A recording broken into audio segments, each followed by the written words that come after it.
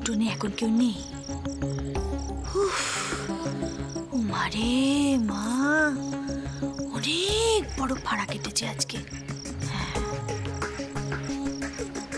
এই সুযোগ আন্নাকালি কথা না বাড়িয়ে ঢুকে পড়।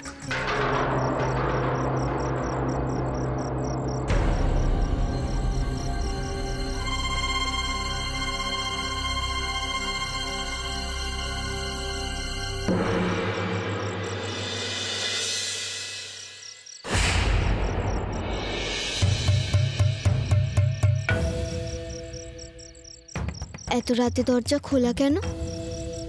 কে এলো?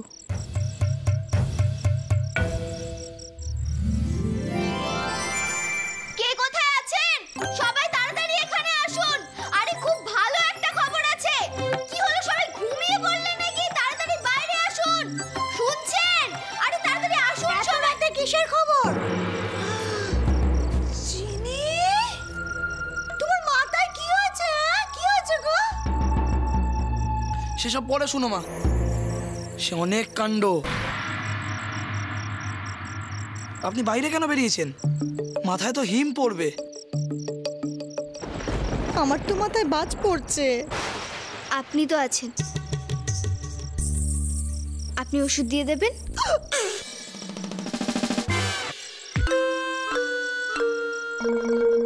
পিসি গো, কি হলো গো?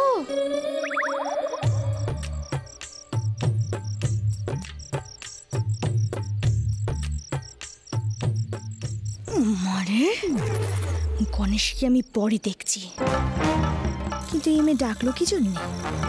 কি বলতে চায়? এদিকে মোহর পেলাম না, আর ইউ তো বুঝতে পারছি না যে হাত পা বাঁধা চিনি ফিরল কি করে। ও মারে, সব জানাজানি হয়ে যায়নি তো?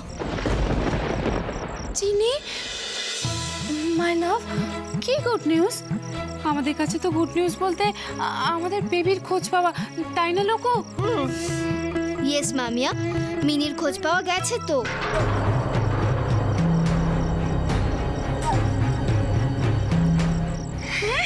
কোথায়?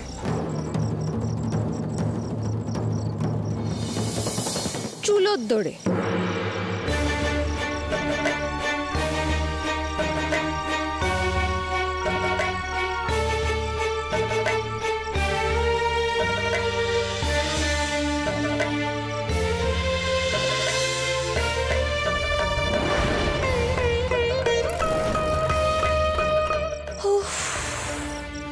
হ্যাঁ রে চিনি, মিনি কোথায়? আর কেই বা ওকে নিয়ে গেছিল?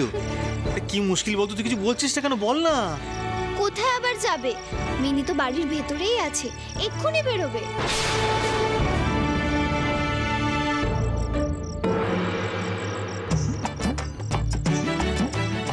এই শাড়ির ব্যাপারটা কাউকে জানাবো না, সেই কারণে সকলকে উঠোনে ডাকতে বলে এদিকটা খালি করেছি, নইলে যে ধরা পড়ে যেতাম।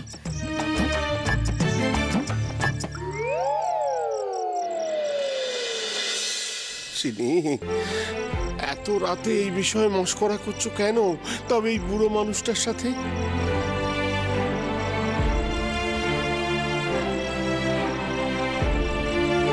দাদু, আমি কোনো মশকরা করছি না, আমি সত্যি কথাই বলছি।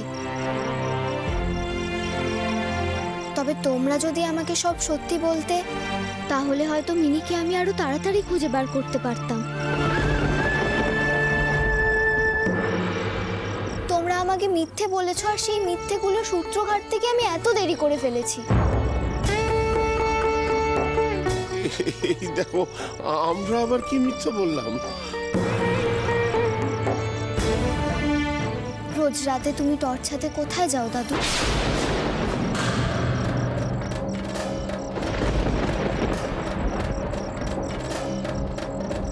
অথচ আমি যখন তোমায় জিজ্ঞাসা করলাম, তুমি বললে তোমার নাকি টর্চ খারাপ। আমার টর্চটা তো খারাপ হয়ে গেছে। তোমার বয়স হয়েছে, তুমি নাকি রাতে বেরো। বয়স হয়েছে তো, অনেকদিন রাতে বেরোইনি। অথচ আমি নিজে তোমাকে রাতের বেলা বেরোতে দেখেছি। আমাকে কেন মিথ্যে বললে দাদু?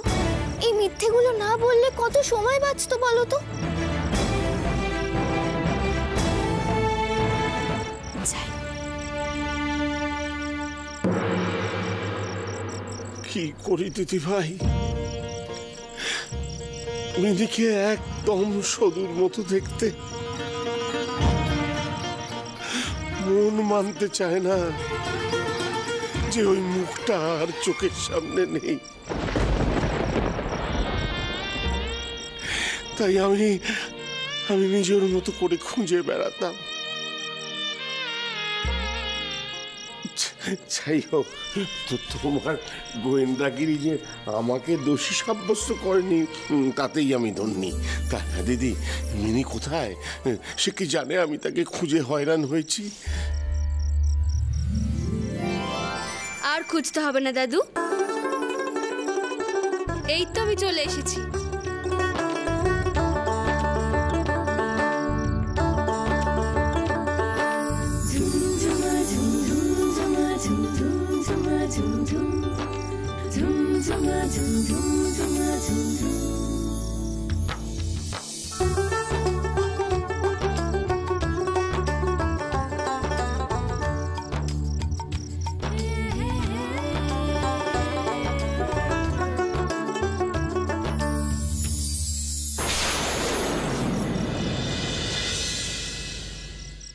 দিদি ভাই, বেবি,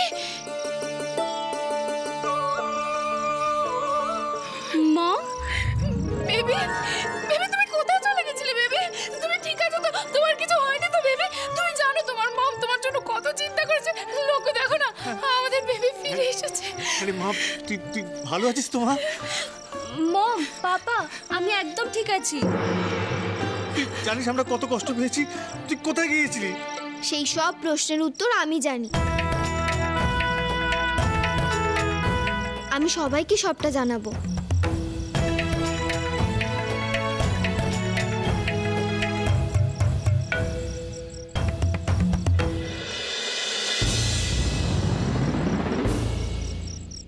ভালো আছেন তো আপনারা?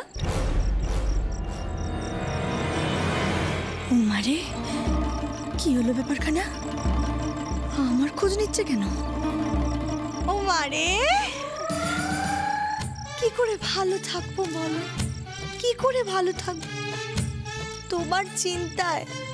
আমাদের বাড়ির কারো নাওয়া খাওয়া দাওয়া আছে?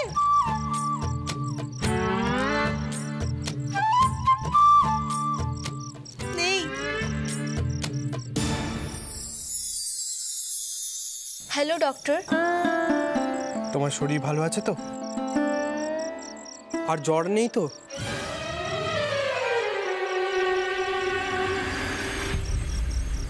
লোক জ্বর? হ্যাঁ, জ্বর? একদম নেই, তোমার ওষুধই কাজ করেছে।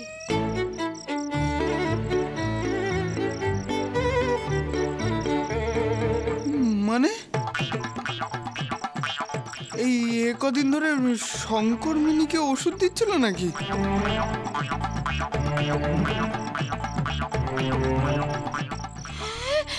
লোক এসব কি টেল করছে বলো তো? হ্যাঁ, তাই তো। হ্যাঁ, দিয়েছে।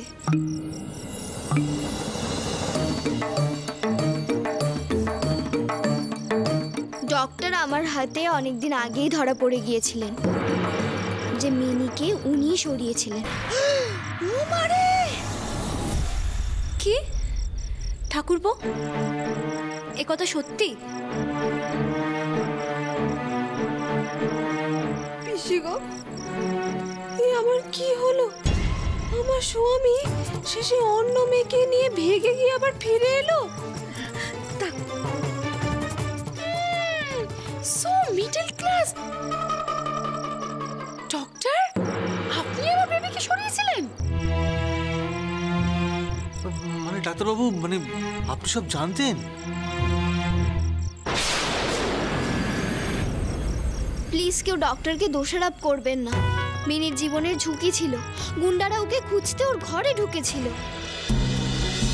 তাই ওকে সরিয়ে দেওয়াটাও খুব দরকার ছিল। আচ্ছা, মহাখুড়ির বাড়ি থেকে তুমি কোথায় চলে গেছিলে?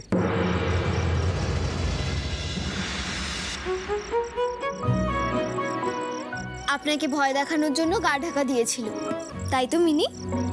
একদম ঠিক। ও মাই গড, লোকো এইসব কি হচ্ছে? এত কিছু হয়ে গেছে, আমি আর এক মুহূর্তে এই বাড়িতে থাকবো না।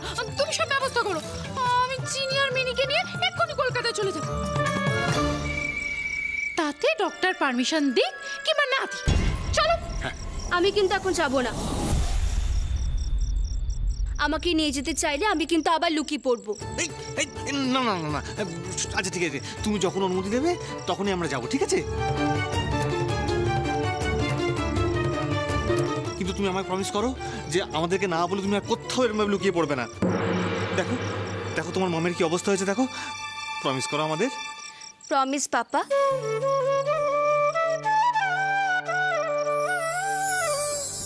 চমচমের দিদা আর প্রডিউসার মিলে কি করতে চাইছে সেই রহস্য ভেদ না করে আমি কোথাও যাব না। দিদি ভাই, যা বিশ্রাম কর। শোন, আর কখনো এরকম কষ্ট দিবি না, হ্যাঁ? আর পালিয়ে যাবে না তো?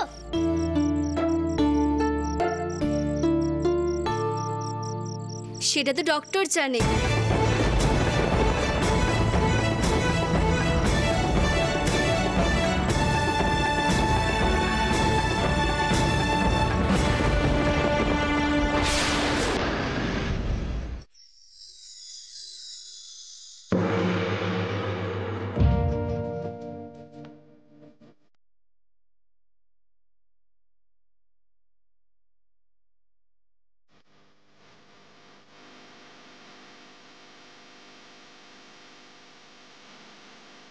ডক্টর, কিছু বলবে? কিসের এত দুষ্টুমি, হ্যাঁ?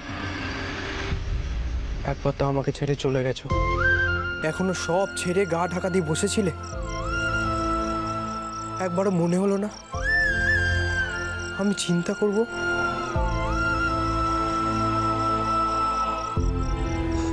ও মাই গড, ডক্টর তুমি তো একেবারে হিরো হয়ে গেছো, একদম হিরোর মতো কথা বলছো।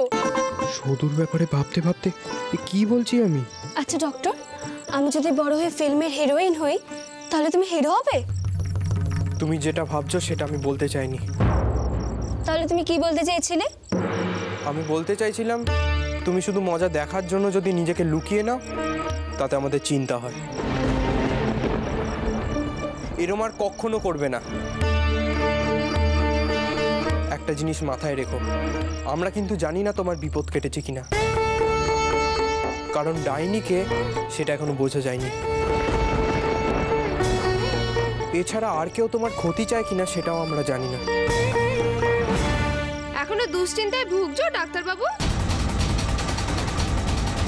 তো কি মতলব, আবার কয়েকদিনের জন্য ওকে লুকিয়ে রেখে রাত বিরেতে ওষুধ দিতে যাবে?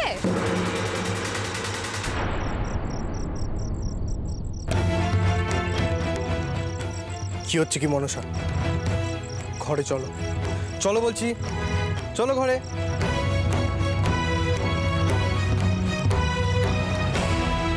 ঘরে এসো, এসো তুমি। মনসা, একটা কথা তোমাকে কতবার বোঝাবো, তুমি কি বুঝতে পারো না? না বুঝেও না বোঝার ভান করো। আমিও তো সেই একই কথা বলছি, ওই মেয়েটার ধারে কাছে তুমি যাবে না, বুঝতে পারছো না সে কথা? ওই বাচ্চা মেয়েটাকে নিয়ে এত কিসের সমস্যা তোমার? কি বললে? বাচ্চা? মিনি বাচ্চা? মরণও হয় না আমার। মিনি তোমার কাছে গেলে সে বাচ্চা, চিনি তোমার কাছে গেলে মন পরিষ্কার করো মনসা।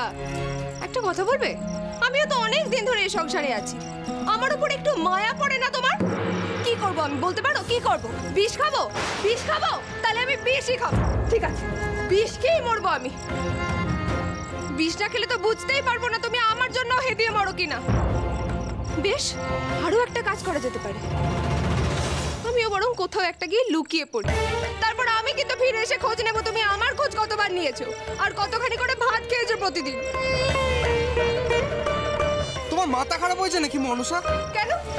সুস্থ মানুষের থেকে যাদের বেশি মাথা খারাপ তোমার তো তাদের প্রতি বেশি মায়া, তাহলে আমার মাথাটা পুরোপুরি খারাপ হয়ে যাক। তাহলে যদি একটু মায়া পড়ে তোমার আমার ওপর? অশিক্ষিতদের মতো কথা বলো না মনসা। কি অশিক্ষিত না? আমি অশিক্ষিত? যেই মিনির নামে বললাম খুব গায়ে লেগে গেছে তোমার। এদিকে যে আমার মাথাটা পুরোপুরি খারাপ হয়ে যাচ্ছে সে ব্যাপারে কোনো ভ্রুক্ষেপ নেই তোমার। হে ঠাকুর, মহাকালী আমাকে মুক্তি দাও, তুমি এই সংসার থেকে একটা বিহিত করো। আমি এই সংসারে আর থাকবো না, আমার কিচ্ছু ভালো লাগে না। তুমি একটা বিহিত করো ঠাকুর, মুক্তি দাও আমাকে এই সংসার থেকে।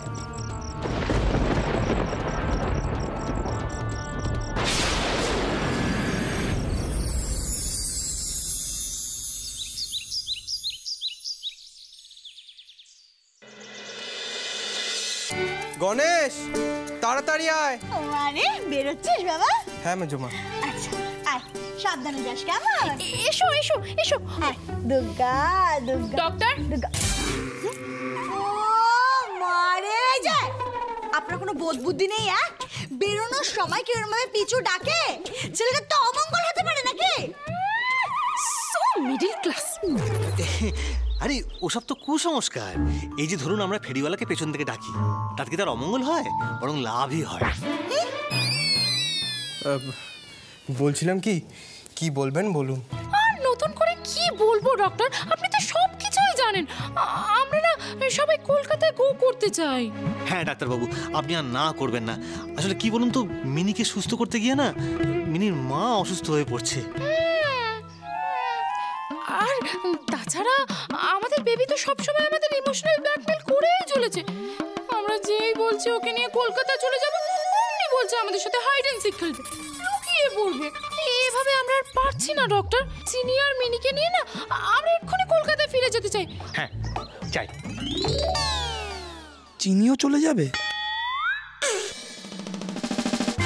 কি হলো, খোঁচা মারলি কেন? আমি না, মানে কোনো যে পদ্ম কাটা হয়েছে, খুব চুলকাচ্ছে।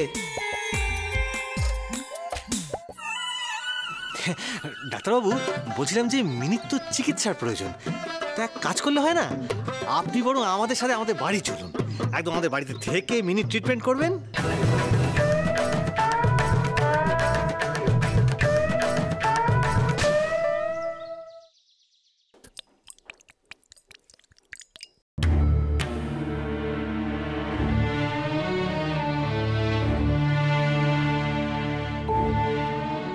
দিদি, তোর মাথায় কি এখনো ব্যথা আছে? থাকবে না, এই তো কাল রাতের কথা। আচ্ছা ঠিক কি হয়েছিল বলতো? শুধু তোকেই বলা যায় রে, কারণ বাকিদের বললেই তো প্যানিক করতে শুরু করে দেবে। যদিও গনু সবটা জানে, কিন্তু ও কাউকে কিছু বলেনি। ঠিক কি হয়েছিল সেটা আগে বল।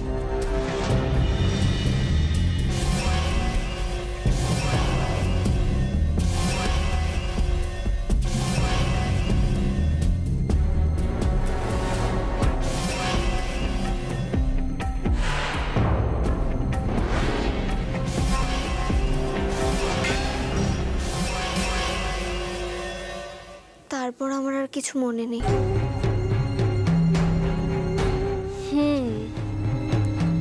বুঝলাম, তুই প্রডিউসারের মাথায় বন্দুক ধরেছিলি, তাহলে তোর মাথার পেছন দিক থেকে কে মারলো? প্রডিউসার তো তোর মাথার পেছন দিক থেকে মারতে পারে না। না রে মিনি, ও মারেনি, তবে ও এর সঙ্গে ভালো মতো যুক্ত ছিল।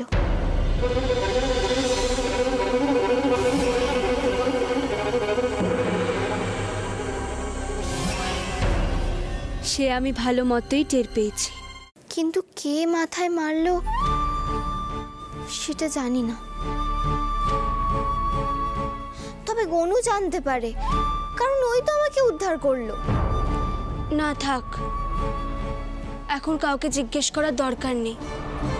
হাতে যখন একটা সূত্র পেয়েছি তখন ঠিক ধরা পড়বে। প্রডিউসার আর চমচমে দিদা সবাই এক দলের লোক হয়েছে। মন্দিরে চিনি দিদিকে মারা হয়েছে আর চমচমে দিদা জানে না, সেটা হতেই পারে না। প্রডিউসার আর চমচমের দিদাই মন্দিরে যাতায়াত করছে। আচ্ছা, চমচমে দিদা মাননি তো দিদিভাইকে? এখনই কিছু ফাঁস করা যাবে না কাউকে। কি রে, কি এত ভাবছিস? এটাই ভাবছিলাম, আমি বাড়িতে আসলাম কিন্তু প্রোডিউসার কেন আমাকে দেখতে আসলো না? হিসেবটা ঠিক মিলছিল না, কিন্তু তোর কথা শোনার পর থেকে আমি বুঝলাম প্রোডিউসার কেন আসছে না। আসলে তুই বাড়িতে আছিস, যদি সত্যিটা সবাইকে বলে দিস। তাহলে এখন কি করবি? ছদ্মবেশ ধরতে হবে, প্রোডিউসারকে খুঁজে চেপে ধরতে হবে, তাহলে কান টানলে মাথা আসবে। কিন্তু এখন ছদ্মবেশ কোথায় পাবি? বদদাদার ঘরে আছে, যখনই সুযোগ পাবো তখনই বদদাদার ঘরে গিয়ে ছদ্মবেশটা নিয়ে আসবো।